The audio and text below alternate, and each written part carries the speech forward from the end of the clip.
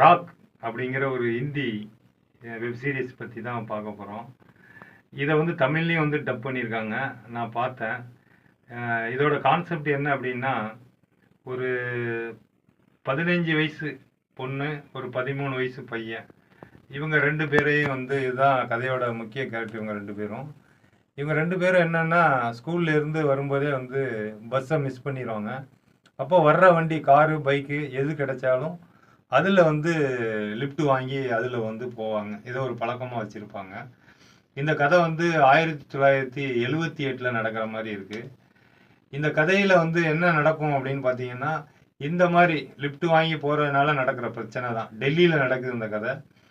இப்போ இந்த பொண்ணு வந்து கொஞ்சம் போல்டான நல்ல தைரியமான பொண்ணு தான். இவங்க அப்பா வந்து ஒரு மிலிட்ரி மேனு, இவங்க அம்மா வந்து ஹவுஸ் ஒய்ஃபாக இருப்பாங்க. இந்த பொண்ணுக்கு வந்து ஆல் இண்டியா ரேடியோவில் ஏதோ பாடுறதுக்கு வந்து வாய்ப்பு வந்து கிடைச்சிருக்கும். சரி பாடலான்னு போகும்போது அவங்க அம்மா வந்து அப்போ வந்து காதில் வந்து ஒரு ஜிமிக்கி வந்து உனக்கு நல்லா இருக்கும்னு சொல்லி போட்டு விட்டு பாடி கார்டாக வந்து அவனோட தம்பி 13 வயசு பையனை அனுப்பி விடுவாங்க. வழக்கம் போல் அதே மாதிரி அன்னைக்கு வந்து மழை பெஞ்சிடும்.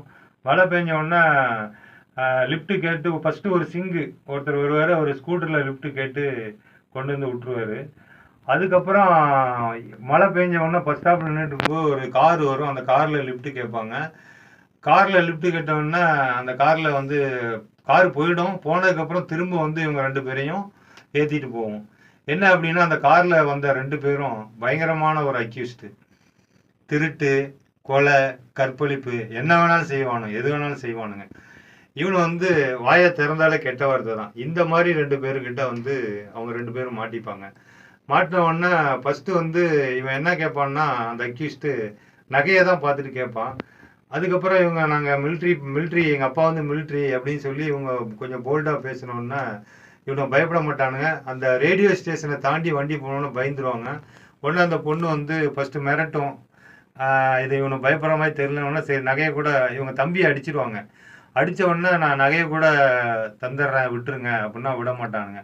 இதுக்கப்புறம் என்னன்னா, இவங்க ரெண்டு பேரும் வந்து அவங்க ரெண்டு பேரையும் அக்யூஸ்ட் அடிக்க ஆரம்பிச்சோன்னா இவங்க திருப்பி அடித்து அந்த பையனை வந்து கத்திலாம் வச்சுருப்பானுங்க. அடித்து அந்த பையனை வெட்டி அந்த பையனை வந்து கொண்டுருவாங்க. இந்த பொண்ணை வந்து ஒருத்தன் வந்து ரேப் பண்ணிடுவான், இன்னொருத்தனை வந்து பண்ண மாட்டேன்றான். அப்புறம் அந்த பொண்ணையும் கொண்டுருவாங்க. இதுதான் கதை. இதை வந்து இன்வெஸ்டிகேஷனில் தான் போகும் இந்த கதை. போலீஸ் வந்து காமிப்பாங்க. போலீஸ் வந்து இன்வெஸ்டிகேஷன் பண்ணி இவனை தொடர்ந்து தப்பு பண்ணிக்கிட்டு போய்கிட்டே இருப்பாங்க. இவனை கண்டே பிடிக்க முடியாது.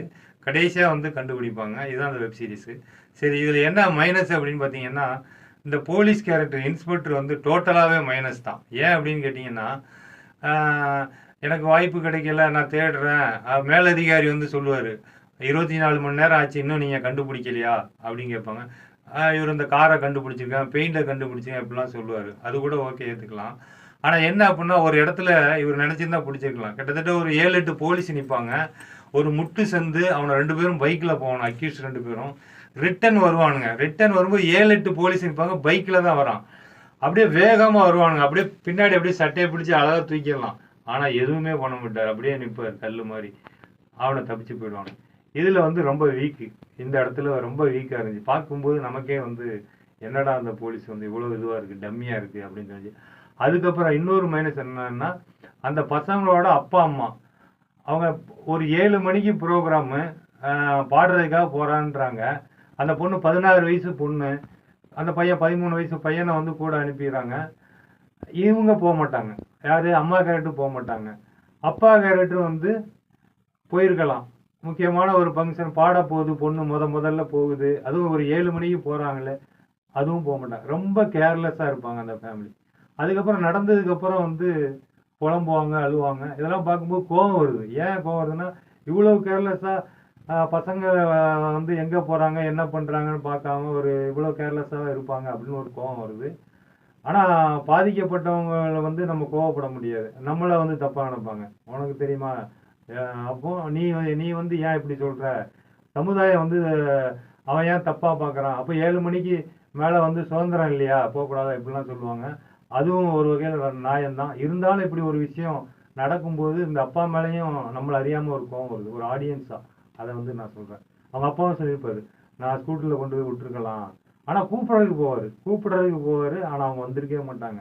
அவனை அதுக்கு முன்னாடியே 2 பேரும் இது பண்ணிடுவான். அதே மாதிரி அந்த படத்துல வர்ற 2 அக்யூஸ்டும் வந்து கெட்ட வார்த்தை பேசிக்கிட்டு, அவன் வாயை திறந்தாலே கெட்ட வார்த்தை தான். அதுவும் தமிழ்ல டப் பண்ணியிருக்காங்க. தமிழ்லையும் ஃபுல்லா அவனை கெட்ட வார்த்தை தான். அந்த வார்த்தையெல்லாம் பேசக்கூடாது.